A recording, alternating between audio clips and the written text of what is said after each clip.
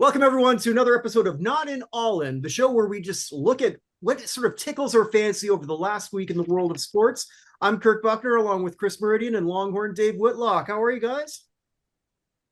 Doing well this week. Yeah. Well, we always have a way that we start, and I'm looking forward to it. Actually, I always wait now to see to hear it from you, so I have the actual gut and visceral reaction as opposed to checking it out. Because I used to always sort of like check that out on your site. But Dave, who is our sportsman or sportswoman of the week, and what a week it was? Absolutely. So now I appreciate the surprise aspect that you go into it, but I appreciate you checking it out. But this week it is number 45 NASCAR driver Tyler Reddick from 23XI Racing. He's won the first three NASCAR races, which I have criticized other motorsports, IndyCar, Formula One, where you get the same winners week after week, and they trade off, and that rarely happens in NASCAR. So rarely. 1940s, I think, is the last time an individual driver won the first three races of the year. And even more interesting, Tyler Reddick won 0 races last year. It's a little bit of disappointment. He had some personal setbacks and some distractions that seemed to limit him. He's always been a top driver. This is the second time he's won at Dakota Course in Auston. He's won many races, usually in the playoffs, but he's won 3 races, which is also noteworthy. And they start with Daytona 500, which is can be a little bit of a roulette wheel in terms of accidents and who gets caught up where. Then he won at another super speedway in Atlanta, and now he won on a road course, beating Shane Van Gisbergen, who's had won the last 5 road courses. So clearly demonstrating his driving ability. The background plot is, who owns 23XI? His team, Michael Jordan. So it's 3 in a row for Jordan. He's won 3 in a row on a couple different occasions. So it's great for the sport of NASCAR, a type of season that nobody's had for some time. He's well ahead on points, so he'll be in the playoffs and position well. But it'll be interesting to see if he can keep this up. Every week it's like, well, certainly can't do it again because it's just all the randomness of NASCAR. But Tyler Reddick, Sportsman of the Week. And that can be found at www.lhd-on-sports.com every week. Check it out, guys. It goes all the way back to 2013. And there's always some interesting names that'll come up because Dave does not like to repeat himself. That's right. This is the first. I thought Tyler Reddick might have won before for a couple key races, but he had not. So he's a first-time winner. You know, it's funny, Dave, like when you write as much as we do, and then people say, yeah, what you did, like, no. Hundreds of articles. I don't. Thousands. Exactly. Well, I want to open up with why nobody seems to be caring about all these scandals in the National Basketball Association. And is it just in general because a lot of people don't seem to be caring enough about the National Basketball Association? Pablo Torre, who in my opinion right now is the sports journalist of the year, he's going to be of the decade. I don't think he's even close to 40 yet. And he's dropping bombshell after bombshell. And he'll tell you that not a whole lot of people are talking to him about it.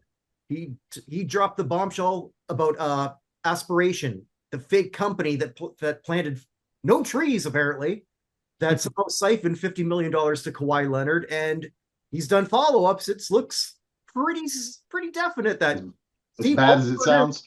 Oh, yeah. Yeah. Ballmer's certainly aware of it. I think we've already talked about that before, how they want this to go away because Ballmer is the owner that they want. He actually, literally, not making this up, not exaggerating, he is worth more than the richest owners from 2 to 10 combined. That's a fact.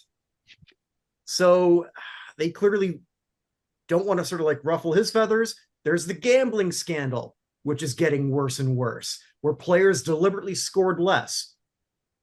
Yet I thought you'd hear a lot more about that. That's not.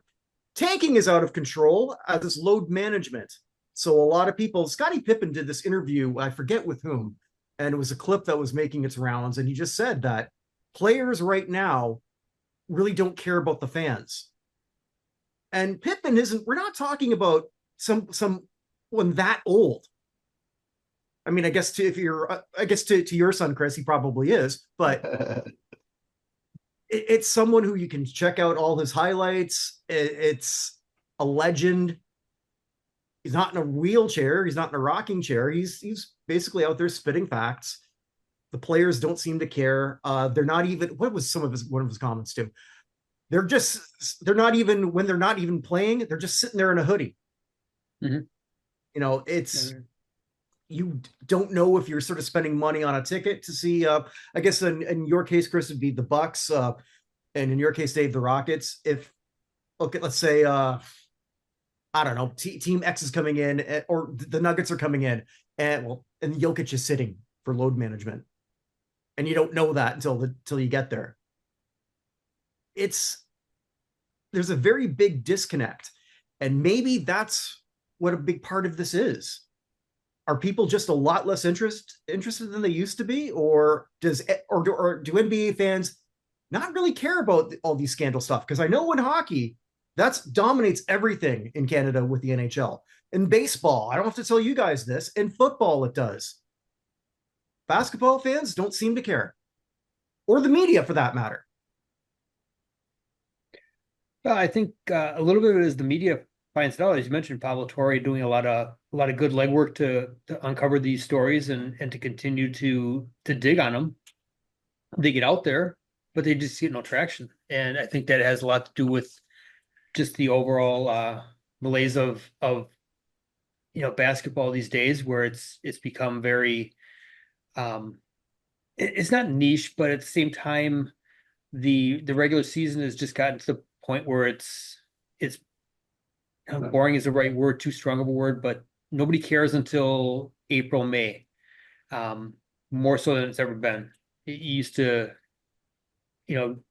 regular season used to actually mean a little bit, but the way the teams are nowadays, the way the players more or less dictate who plays where and when they want to move, where they're going to move to, and things like that. I think it's as with a lot of problems, it's not just one thing. It's a lot of things that have kind of built up, and I think that you're right in that the general public has taken lost a lot of interest in the NBA, and the players are just so well compensated that okay, you're gonna find me $100,000. I'm making 45, 50 million dollars. That I sneezed that money out in the strip club after the game's over. So no big deal there. It's just a lot of things have kind of, I think, led to this point where the interest in the league, the association is waned. Yeah, all for some affirmation and counterpoints. I feel like the NBA, at least from a TV perspective and watching, is still continues to increase. I think that it's an interesting dichotomy in that they go through these cycles where what are we going to do when Bird, Jordan, I'll say Bird, Magic, and Isaiah retire. There's going to be this gap. Well, Jordan steps up. What do we do when Jordan retires? And then Kobe comes along. And then what happens when Kobe retires? And then I think to be honest, there's not as much interested in a guy like Jokic that didn't go through the college ranks, kind of came out of nowhere. He's one of the most dominant players of all time. It's like they make up excuses not to give him an MVP. And he's really good. So I think the star players are there. I think the two things you touched on it, Chris, the compensation is so imbalanced for NBA players these days. And I put the model in that it's like the NHL in terms of games and fans and price point, but you got 12 players to play instead of 40. And so your sixth, seventh, eighth man in the NBA could literally make as much as a top running back in the NFL, which is just crazy. I see these deals in the NBA where it's a player I literally never heard of that's average value 40.1 million a year for 3 years or something. And I'm like, who is this? And it's not somebody that's that good that I haven't heard of. It's just somebody that's good enough, and there's enough money to go around. So they're swimming in cash. And I think another thing with all the player movement and it, like many other leagues, chasing rings has just become a thing. When the Barclays were shut down and the Karl Malones, it said, well, you never won a ring. Well, Kevin Durant fixed that. I'll just join the Warriors and win a ring. So now, Kevin Durant has played for every team in the NBA. He's a top 10 scorer of all time. What team do you associate him with? but who do you associate Dr. J with, or Isaiah Thomas with, or Karl Malone with? Now they might even play for some other teams, Hakeem Olajuwon. So that loyalty's gone. So I think that hurts some of the fandom too. But I think to take a step back to your first assessment, I think, and to their credit, I'm more of an on-field court guy than an off-the-field guy. I don't care who Travis Kelce's dating. I don't care who's doing this. Gambling certainly is a problem if that is infiltrating itself into the game. But I'd rather just talk about, I don't care what Ballmer does, the off-court things. Yeah, it affects who signs who.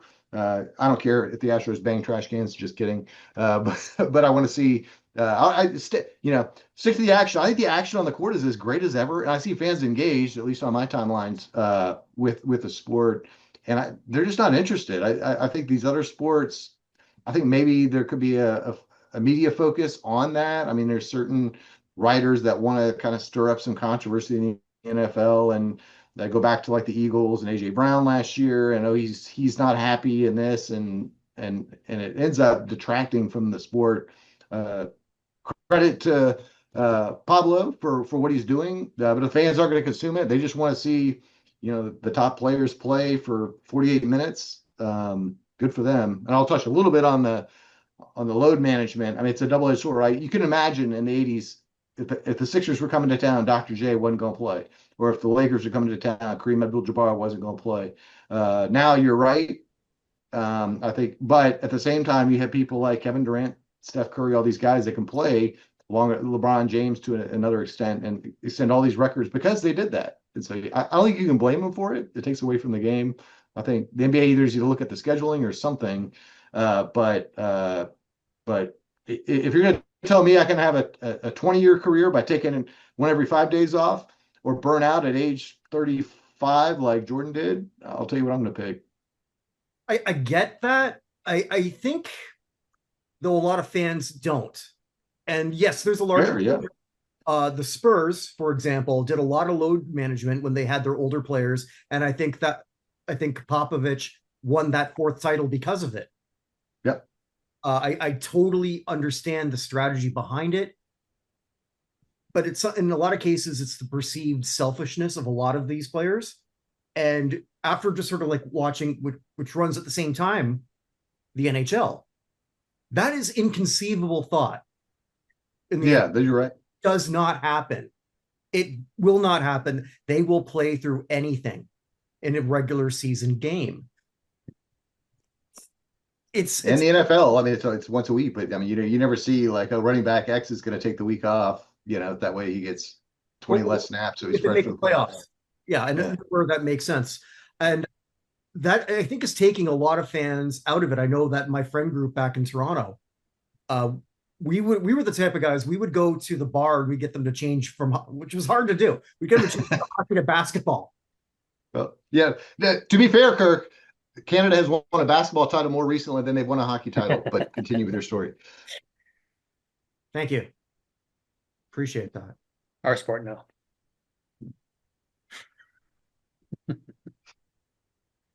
And I'm going to be talking a bit about that later. Yeah. Thanks for rubbing that in. It's not like I'm not butthurt about it all. I was congratulating you on winning the basketball title. That's great. The Rockets have won a title since then. So yeah, I guess it's my fault. I stepped out of line there. It's all good.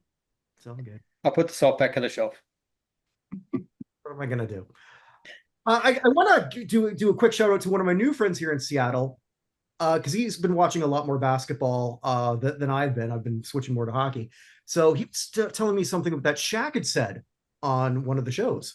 And I don't know if you guys have heard this, and I want your take on it. Because Shaq's proposal to sort of avoid, if teams are going to tank anyway, have a tournament for those teams who would be in the lottery. And that winner gets the number one pick. That sounds pretty damn fun to me. Yeah, okay. So, well, you end up with the 17th team with a significant advantage over the 31st team or whatever. The bottom four. Yeah. Bottom four. Okay, bottom four. Well, he did. I don't know what he actually said. Yeah. He just said like a tournament for it. And the NBA why would they not go for that? You're making more money. Now some players might not buy into that, but either way, I mean, like, who wants to sort of like play to be the worst? Well, you're being paid. You're being paid very well. And if you're going to be there long term, you want your team to get better. And getting a number one pick, which we all know the difference in basketball with the picks. I mean, yes, you can steal. You can get some great steals like Jokic was, who we talked about in the second round. I believe Butler did not. I don't think he was a top 10 guy. I don't believe so. And Kobe went 13. Giannis was middle of the round, middle of the first round. So it's interesting, to try to keep the teams engaged through the long season. I'm kind of in the middle of with a different situation with being a Canucks fan and them currently being the worst team in the NHL. I want them to continue to lose because there are generational talents at the top of the draft this year.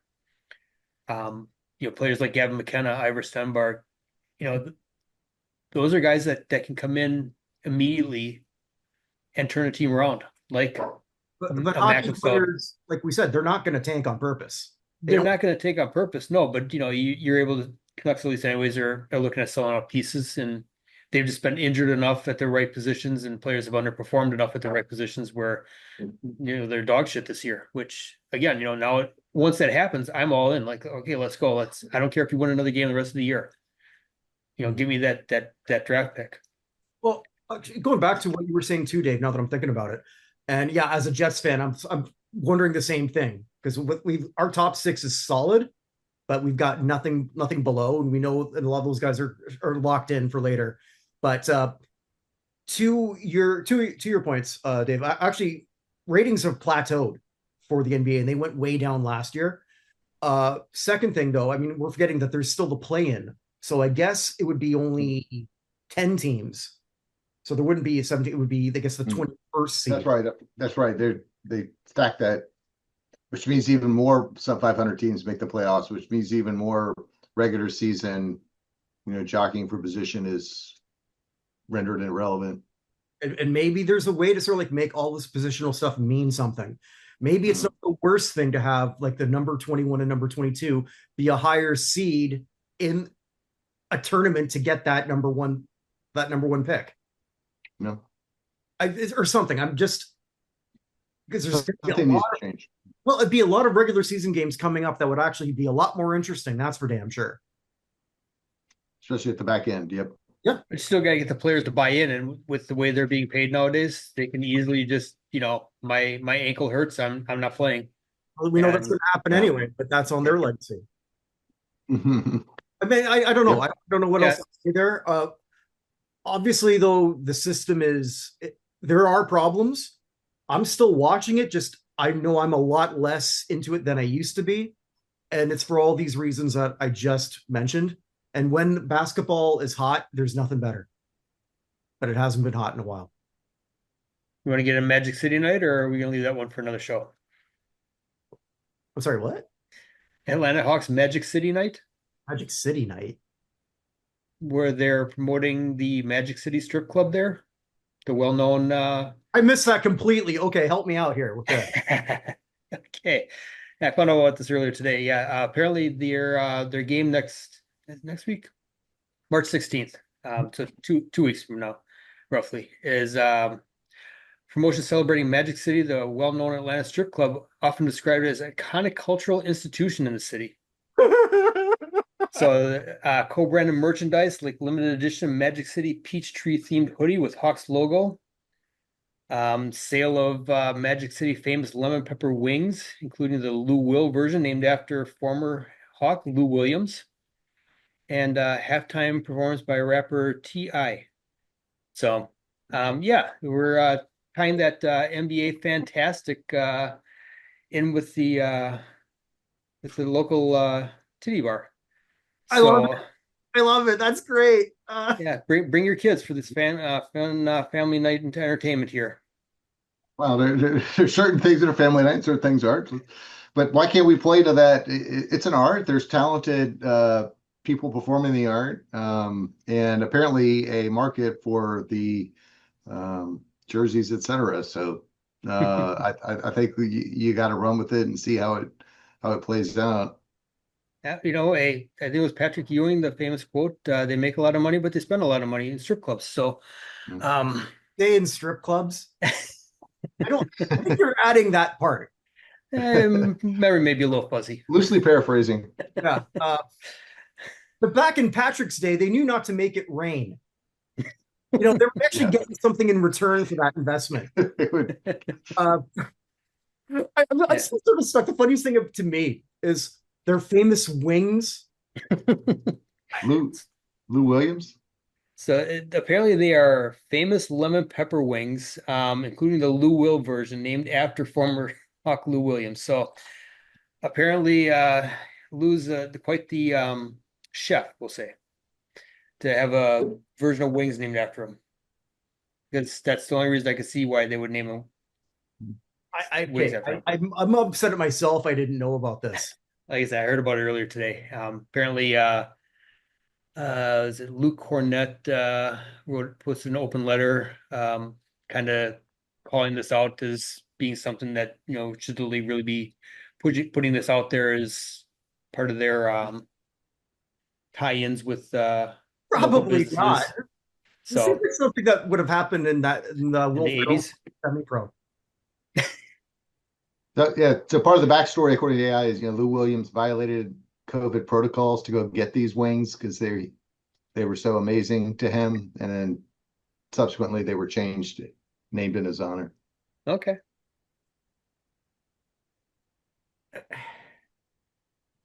It's a top-selling menu item at the club. Yes. I like good wings. I love them. I love my wings. Yeah. That's why I go to Hooters for my. Yeah, I may have to try these sometime.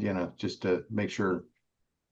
Well, make sure you maybe they'll be selling them offline. You get your hoodie tie in there. You can wear to get your wings. Yeah, no, that's good. I just would never want to eat at a strip club. Especially if on the menu is crab salad. Thank you. Yeah, moving on. Yeah, how do you like that one, Karen Murphy?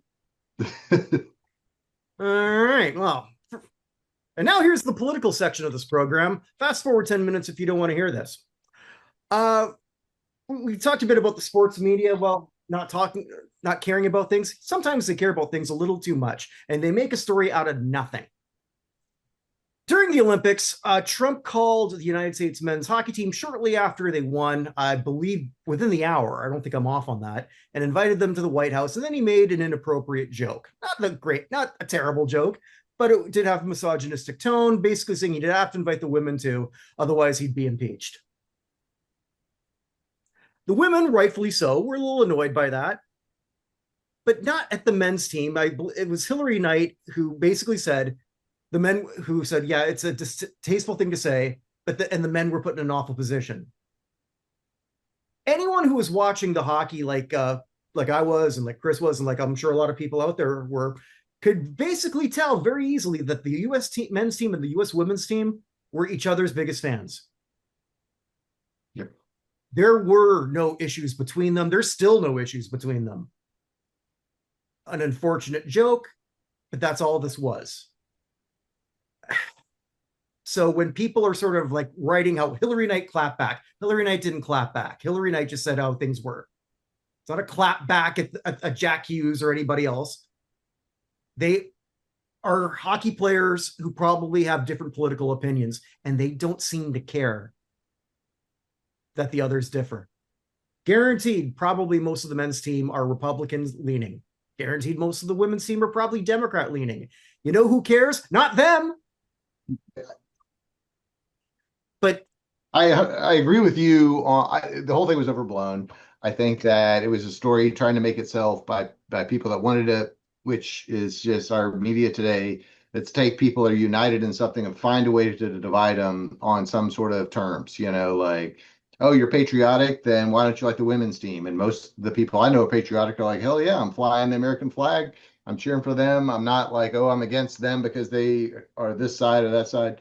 And then, I think the entire country was super excited about the tight overtime win. And, Trump should have guarded his words, but certainly by now you guys everybody realized he didn't guard any words. He just kind of says what he thinks. And I think to an extent, he was just kind of, I don't think it was as much of a joke as just a misstatement. Like, well, of course we're going to invite the girls too. And then there was this awkward laughter and then that's where people jump in like, well, they laughed at it, so they have to be complicit. And probably we've all been in a situation where you're going back and forth on appropriate jokes. Somebody tells an inappropriate joke, and you just kind of like, oh yeah, we laughed at that one. We laughed at this. We laughed at that. Oh, probably shouldn't have laughed at that one. That was across the line.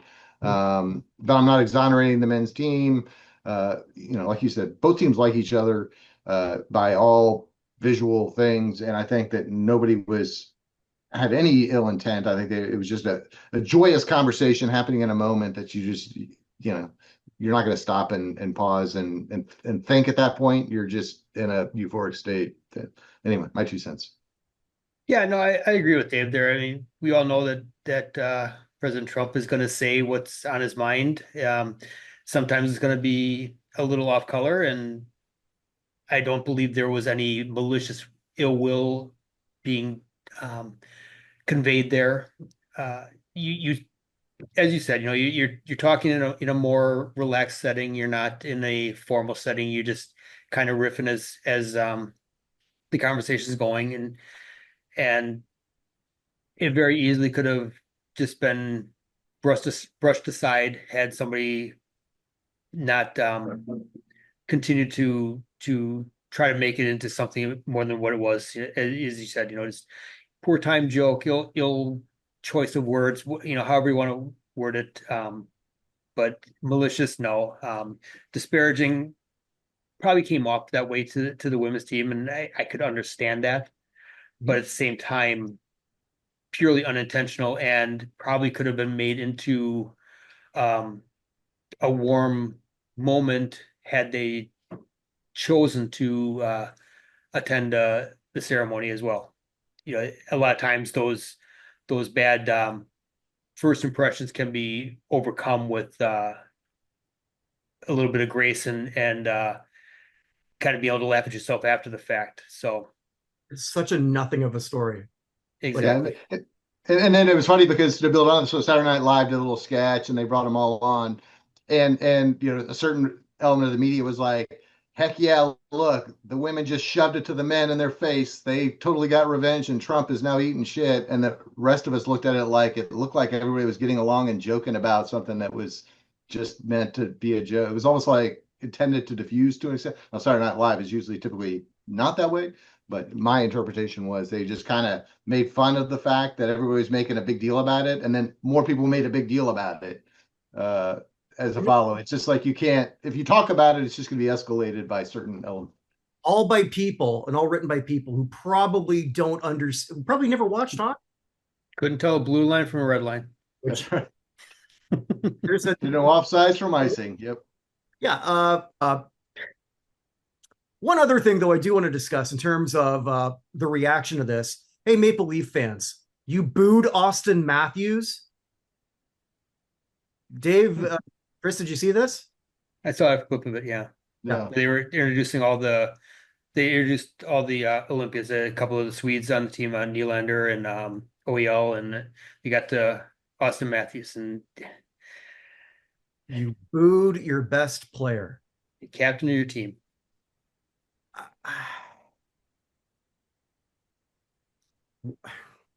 Yeah, I mean, it's not like he doesn't have other options when his contract's up, or could force the situation should he choose to. Guys, I get it. I don't think a lot of Americans understand how much a lot of Canadians dislike Americans. And this was before Trump. I'm not kidding, guys. It's always sort of been there with a lot of people. This is now brewed over, and I would like to think, I'd like to think Leaf fans are smarter than this. I know that they're not. But this is the type of thing that, if you don't want to applaud, I get that. But you're booing your captain,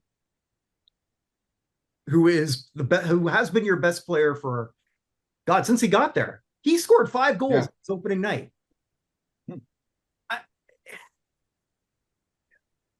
I do not understand this at all.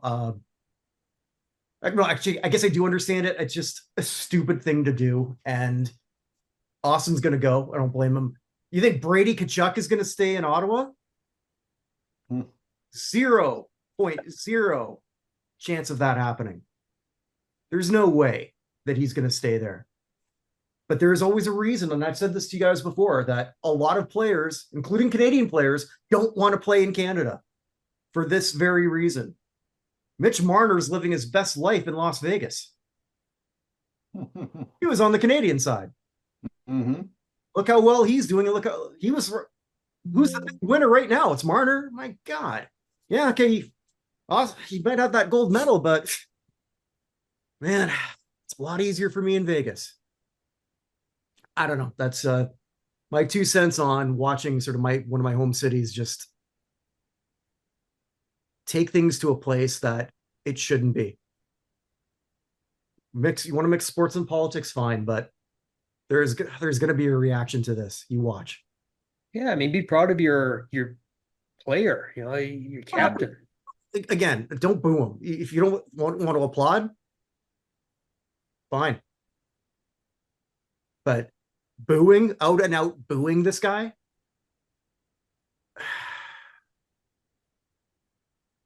I don't know. Having said that, I am also old enough to remember there was a Rendezvous series in '87, and that was when it was the NHL players. It was for like a 2-game series against the Red Army, and so it was in Montreal. And then anytime a Quebec Nordiques player, Michel Goulet, was on the ice, of course the Habs fan booed him out of the building. So I guess that things have never changed. So what do I know? Maybe I'm just making a mountain out of this. This just felt different to me. Maybe I'm wrong. Different times. It is. All right. Well, before we look at the World Baseball, oh, what's that? Knock, knock. Who's there? Jurickson Profar. Not playing in 2027, 6. kind of wrecked Profar who? That was my bit. Who's not? Profar gone from the league. Yeah. Also gone from the World Baseball Classic. He can't play either. Classic Dutch. Ay. So we're just going to run through this really quickly. I'm hoping that the World Baseball Classic keeps growing. I love this idea. When it first began, it was hard to get into, not because I don't love baseball, but because the best players, a lot of them aren't there. But a lot more are opting in, especially from the US, and that's just a good thing. Players from other countries all want to be there. If anything, it was issues where they couldn't play because of some weird reasons. Insurance, wasn't it? Yeah, insurance. Yeah. And I think a lot of that affected the Dominicans and Puerto Rico the most, I believe. But let's look at the pools. And I'm just going to ask for a prediction. Which 2 teams are making it out? And first one is in San Juan, Puerto Rico, Pool A. And when I'm looking at this one, this seems to be the most evenly matched. We've got Canada, Colombia, Cuba, Panama, Puerto Rico. Canada's got some good players, but it's not the deepest team. Pitching's thin. Colombia's got is in the same boat, some proven talent, but again, pretty thin. Panama's got actually 15 players in MLB organizations, but no superstar. Their best player arguably is Jose Caballero, who is good, but he's certainly not great. Cuba, a team that a lot of us don't know because we don't get to see a lot of those players unless we're watching the Japan League. But from what I could tell in the limited research I did, they look the weakest they've looked in years. But the class of the group has to be the Puerto Ricans. Some big names here with Nolan Arenado, who's now playing for Puerto Rico, Christian Vasquez, MJ Melendez, Eddie Rosario, Edwin Diaz, Seth Lugo, Fernando Cruz, and they're the home team. Yeah. And Bad Bunny played the Super Bowl, so that's an important factor. But No, I agree with your assessment. If you look up and down, there's not as many really what we would perceive to be weak teams. We don't know until they play. I'm sure we're going to really break down, the Czechia team, Nicaragua, Israel, some of those. But I get it. the Puerto Rico, interesting to see how Cuba plays. I've always been a big fan of Panama. You've got, they've had a history of great baseball players from Mariano Rivera to Rod Carew to Carlos Lee. Oh yeah, Panama. Yeah. We have Carew and Rivera. Yeah, sorry, but yeah, go on.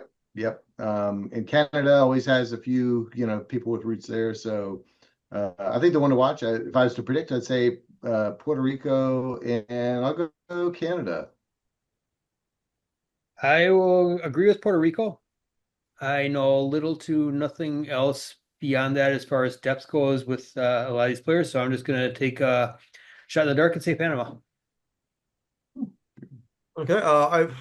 Puerto Rico for me is the class of the group. Cuba just always seems to find a way to get through. Solid ball players. And I think they also too they've most of these guys have played with each other a lot more. So I'm going to go with those two. As much as I'd like to see Canada advance, they never have in group stage, but it's going to be tough. I know I've seen a lot of people predicting them to get through. I hope they're right and I'm wrong. But we'll see. Pool B, you're going to be our special correspondent. You're going to tell us all about that because it's happening in your neck of the woods, Houston. And I know how excited you are to see Team Brazil. Exactly.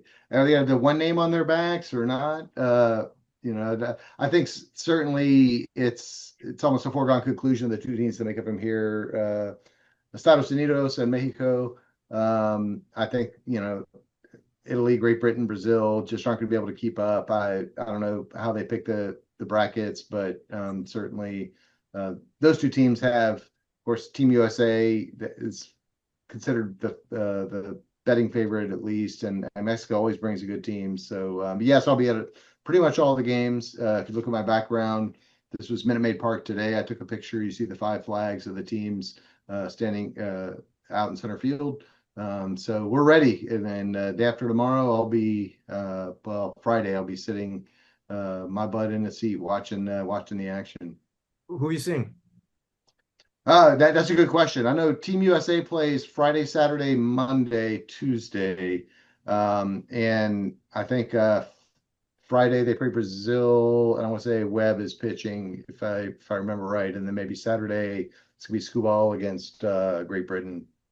Then I'll watch the other games too. Look forward to it. You're gonna be you're gonna be there for all the USA games? Yeah. USA's off on Sunday, and Sunday can be a family day, so I may skip that day. And then Monday night is the big night. So Monday night, Mexico, United States is going to be the big one that's going for hundreds of dollars. The rest of them, you can't give away tickets, according to the ones that I have in front to give away. Oh, you bought the whole package? I did, yeah. Just figured, why not? Okay. Well, Brazil's got no Major League Baseball players at all. Great Britain. Okay. Here's our trivia question for you. How many players representing Great Britain were actually born in Great Britain? 3. Dave? 0. Dave is the winner. They have 0 players. The only player they have of any note is Jazz Chisholm Jr., who basically qualifies there because he's from Bahamas. And well played. Still part of the Commonwealth. Yeah. So I was just in the Bahamas last month. It's a wonderful place to go visit. You checked out any baseball down there? I did not. I checked out beaches and live rock music on said beaches. Okay.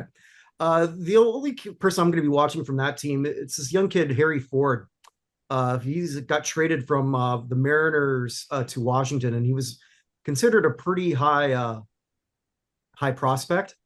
So we'll see what he can do. He's 23. So it's not like they have nobodies, but it's basically scrapped together from a lot of Americans and a few Bahamians. And then we have, and now here's that game. How many players on Team Italy are actually from Italy? 0. Take Dave's approach here. Yeah. Like last week, it was influencer, rapper. How can we guess the same thing? Well, both of you lose because it's 3. There's actually there was my 3. That's what I said last time. one player is actually half decent. This kid named Sam Aldegari. He pitched a little bit for the Angels, and he's last year. So we'll see what he's got. But they've got some talent: Aaronola, Jack Caglione, Vinny Pasquantino. But I still maintain this should not be a team. This should not be a team. Or if they're going to be a team, they can only converse in Italian. I'm serious. I'm not kidding on that. You can only talk in Italian. And not the Italian I saw in Sopranos. Real Italian. Let's see how well they actually gel. Let's say Italy wins the whole thing. You think they're going to go nuts in Rome? They're going to throw them a parade? What do you mean we're in this base about it? Parlo poco l'italiano. That's my one phrase in it. Italy, I know. More than I know. And I watched The Sopranos. Mexico. This team's actually got 9 Americans. But some really good talent, regardless of where they're born. Rosarena, who I just love. What my favorite player when I go catch a Mariners game. Jaron Duran, Rowdy Tellez, Jonathan Aranda, Alejandro Kirk, Taiwan Walker. Taiwan Walker's not playing for Taiwan? Yeah, misnomer. False advertising. Is Jose Urquidy on the team? He's the famous Mexican around these parts. Well, we're discussing. I can look it up, but for Houston Astros, he has the most World Series wins of any Houston Astros pitcher in this era. Fromber tied him with the 2 wins of 2022. But we love Jose Urquidy here, and when he won as part of the 2022 team. He's not on it. Yeah, he should be.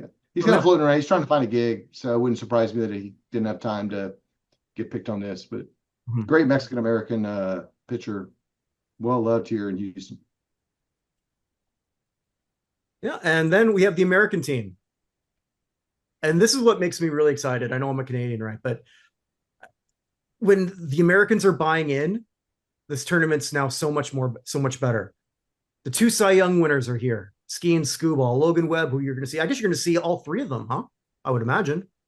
Potentially. I know Scooball came out. He's only going to pitch the 1 game, which is disappointing. Different subject, but it's all pieced together, right? It's not like you're going to see Skeens go 8 innings and strike out 13 guys. He's going to go his 2, 3, 4 innings, and then they'll patch together. But no.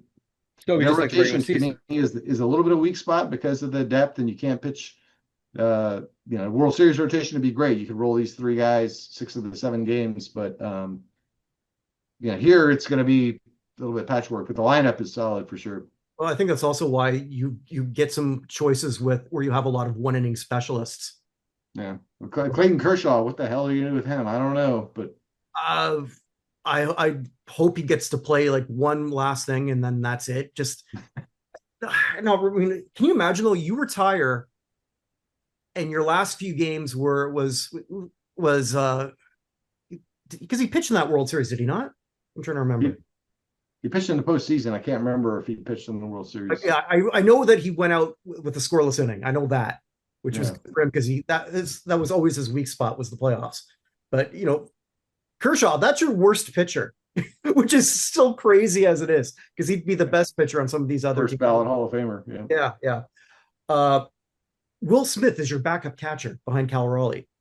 Bryce Harper, Bobby Witt Jr., Bregman, Goldschmidt, Gunnar Anderson. This is what I like, these young guys these young superstars buying in. Your outfield is Judge, Buxton, and PCA.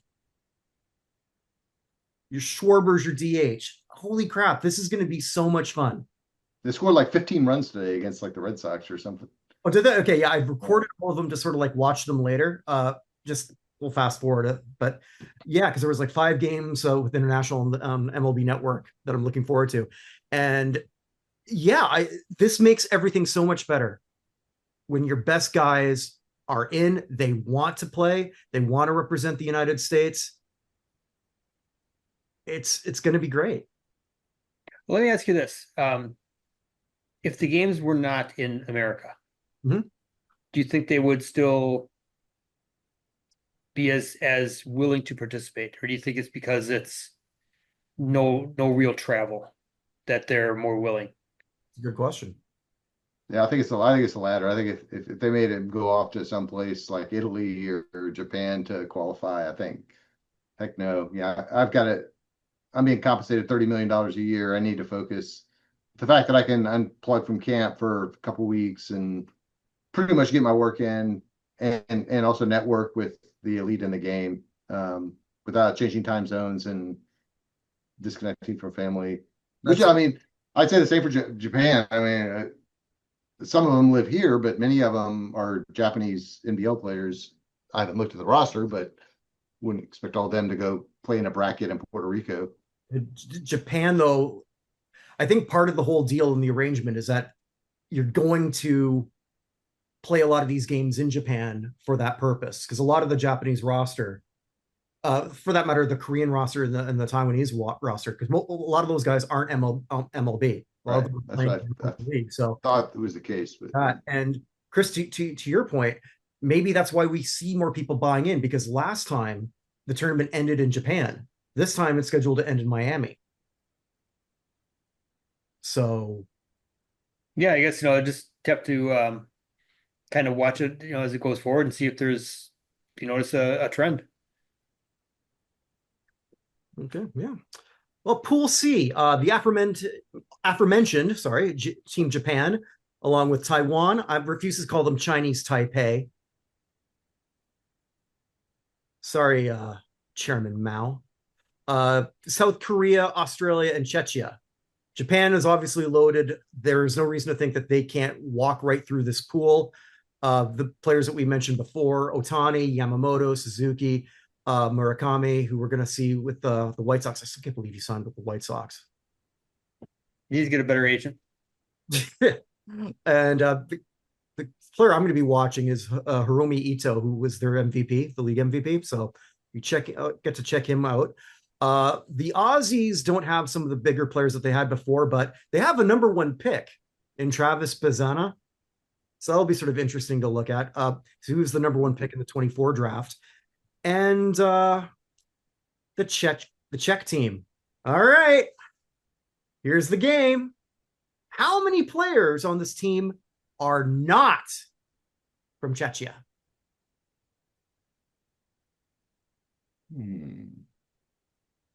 5. Okay.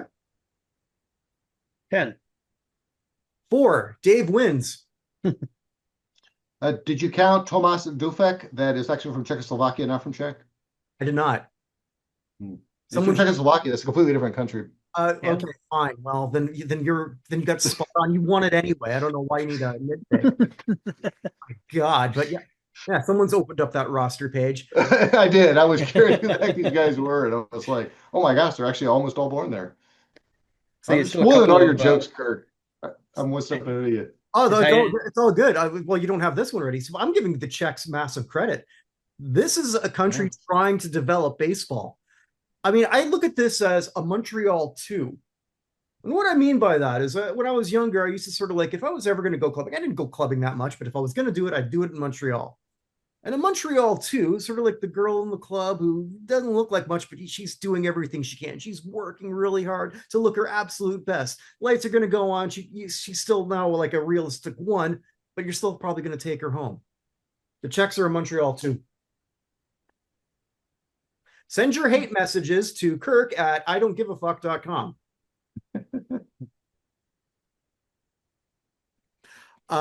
Predictions. Who comes out? I'll let you go first, Chris. All right. Well, Japan, I think, is the easy prediction there. Obviously, Korea, baseball is a pretty important sport there. They don't really send a lot of superstar type talent over to the major leagues like Japan does. So I'm going to go with Taiwan. No, I'll stick to the safe bet. Japan, South Korea, like they're too deep, too much of a culture there. But wouldn't be surprised if Australia or Taipei give them some fits. I'm going with what Chris thinks. I think Taiwan's going to get an upset. The Czechs aren't going to win anything. Australia, this is one of their weaker teams. Hmm. And again, the Taiwanese and the South Koreans, they all know each other a lot better than I think a lot of the Aussies might, because a lot of them are sort of patchwork in the MLB system. Taiwan, I think, can pull off an upset. And I sort of like want to go with one upset. That's where I'm going here. That's great, man. It's like, I hope we get some upsets. If chalk holds, then the tournament loses some luster. All the teams. Hopefully, we get some teams to step up. Maybe Czechia wins a game or stays within 5 runs. That'd be great. And then our final pool. Oh man, this would be fun. I wish I could go to this. In Miami, the Dominican Republic, Israel, Netherlands, Nicaragua, Venezuela. Holy crap, what a group. Dominicans won it all in 2013, and they're loaded. This lineup: Vladdy, Soto, Julio Rodriguez, Fernando Tatis Jr., Machado, O'Neal Cruz, Junior Caminero, Ketel Marte, and Christopher Sanchez, who's still pissed that he didn't get an all-star, is your ace. And a slew of major league pitching. Loaded. Absolutely loaded. That's pretty much a home team for them in Miami. Yep. Venezuela's got some great players, and Ronald Acuna Jr., Jackson Churio, Salvador Perez, love Perez, love it. Luis Arias, Eugenio Suarez, Gleyber Torres. The Netherlands, which is really Curacao and Aruba. Let's be blunt, that's what it is. But Ozzy Albies, Kenley Jansen, Xander Bogaerts, and Jerks. Oh wait, no. No, wait. Oh no. No profile. On the porch still, knocking on the door. Yeah, their manager Andrew Jones must say, like, take that jersey off. Just take it off. Can Andrew Jones activate himself? I bet you he still hit a bomb. Andrew Jones must be pissed off that this guy is also a Brave. How dare you? How dare you, sir, represent anything that I am? Have you met John Rocker? That guy was another interesting. I watched the Jeff Pearlman. He does these great 25-minute videos where he sort of like talked about how, because he was the one who wrote the John Rocker SI story. So he talked about the whole thing and how it sort of like blew up his career before he thought it got started, but just some other background stuff on just would have some of the things he left off of the piece. Like when they went to, I don't know if I can't remember if that was something he left off of the piece or not, but they went to a school, and because his thing was I want to rock when he would come to the mound. I want to rock. Da, da, da. Oh, that's nice. Yeah. So at the school, they played that on a CD, because back then, kids, music wasn't sort of like something you could just like download from the clouds. It was something you had to physically own. My God. So in the store, or what Perlman was saying, that during the whole thing, he after he gave his speech, he stole the CD. Yeah. Okay. Not him. Talk about sort of activating themselves here. Nicaragua doesn't have a whole lot of talent. They've had some great players in the past, but their top guy arguably is Mark Vientos. You know who their manager is? I was about to say they have a future Hall of Fame manager. Let's say Chris guess. There we go.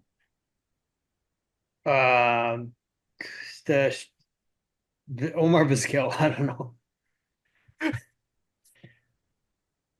I no idea. He said a Hall of Fame manager, and you go to a guy who never managed.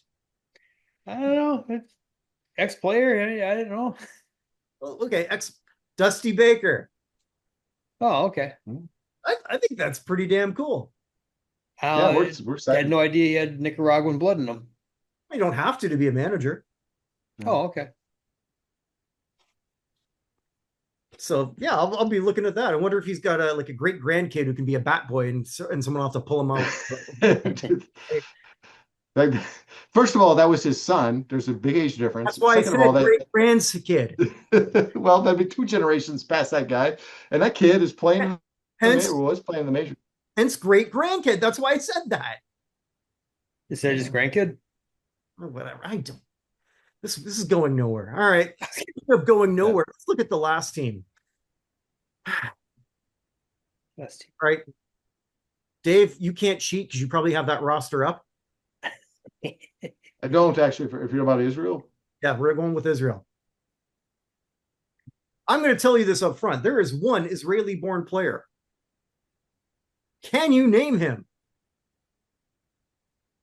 no, but I'm guessing it's going to be somebody that you wouldn't imagine that just happened to be born there. In other words, maybe not somebody of Jewish faith, but I don't know. Well, I'm assuming he is. Asaf Loengart, who last played for the New York Boulders in the Frontier League. Nice. Yeah. Frontier League's a great independent league. Well, it's an independent league. He got traded to another team and then he got cut. So is Ryan Braun playing? Ryan Braun is not playing. He flunked another test. Yeah. Yeah, I mean, hate to see it. Maybe he flunked another test and turns out he's not really Jewish.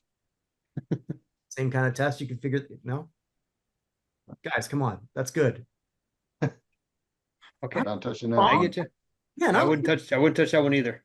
I'm bombing more than Iran's getting bombed. All right, here we go. Yeah. But I'm pumped. Hey, Israel does have talents.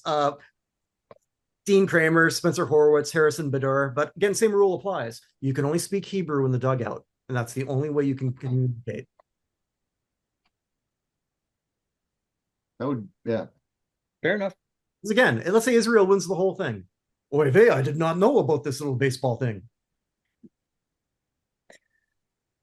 Actually, so a little bit of a side story. I was watching a UT football game, and these fans behind me were speaking a language I definitely didn't understand. It sounded most like French, and I finally just asked them. They said they were speaking Hebrew, which I would have never recognized. So, yeah, I went to Israel on a work trip once when I used to be in the travel industry. Sort of left the rest of the group, and then I wound up next to, and I was talking to this one guy, and he was a former Israeli general, which was interesting. Wow. Yeah, but I could only be there for a couple hours. I was really trying to get some good stories out of him, but yeah. Anywho, so yeah, that's our team. Who do you got coming out of this? Yeah, I'll go. Despite Venezuela, I'd say leaving Jose Altuve off the roster, that was one of those insurance things, unfortunately. But I think Venezuela and Dominican Republic. Yeah, I think this is probably the easiest one to parse out here. Venezuela and the Dominican, I think, are easily the two most likely. Sort of the same. I almost, you want to go with an upset because it's certainly possible. There is a lot of talent on these other rosters. I think, as weird as it is to say, I think the weakest team in this group is Nicaragua. The Dutch, or the pretend Dutch, had obviously a certain blow to them. Dutch adjacent. Dutch adjacent. I like that. Yeah, I mean, and you got to give them credit because, like, I don't know how they can be this good ball players when they have wooden shoes. I thought about a wooden shoes joke. I'm glad you beat me to it. Thank you. Yeah. Thank you. But I have to agree with the both of you. The Dominicans, I think, honestly, I think they could be the team to beat. I think a U.S. Dominican Republic final could be very possible.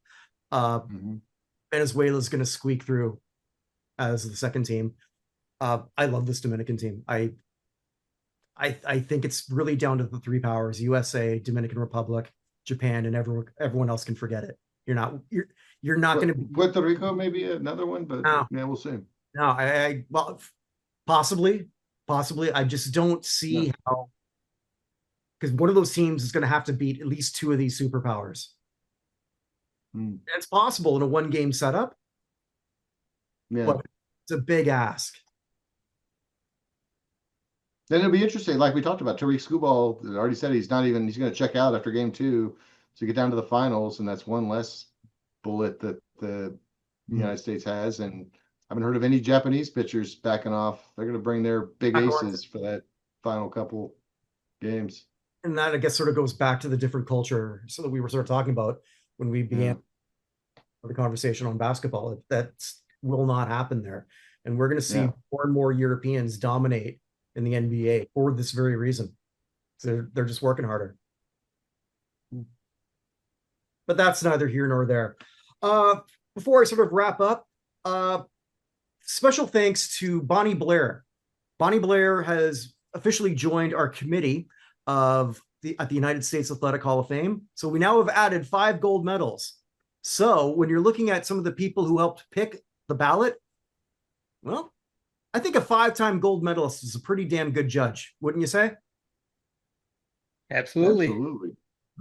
She would have laughed at all my jokes. I don't know about that, Kirk. I don't think so, Tim. She's a very kind lady. I think she would have given me some pity applause. You probably would have got that, yes. And I would have took it. But that's going to be coming soon. Big news on that next month at the United States Athletic Hall of Fame, www.theusahof.com. Currently, we're working on perfect topic, baseball revisions, where we've ranked all the top 50 players on each team. Those are being worked on as we speak. Also, the top 300 players who are not in the Baseball Hall of Fame, and we're hopefully going to finish that by the end of the month, and then we have to do the same thing for the NFL. My God, I need more of me to sort of do this. 5 Kirks in the world, that would be, I don't know if my wife could support 5 of us. Sounds like a band, a college radio Kirks. band, the 5 Kirks. I wonder what our genre would be. I'm thinking 2-tone ska merged with polka. I know polka. John Candy, the polka man of the Midwest or whatever. Sheboygan, big in Sheboygan. Yeah. Which is just north of me here. Yeah. But with that, wherever you are, wherever you may be, make today count because it never comes again. Take care, everybody.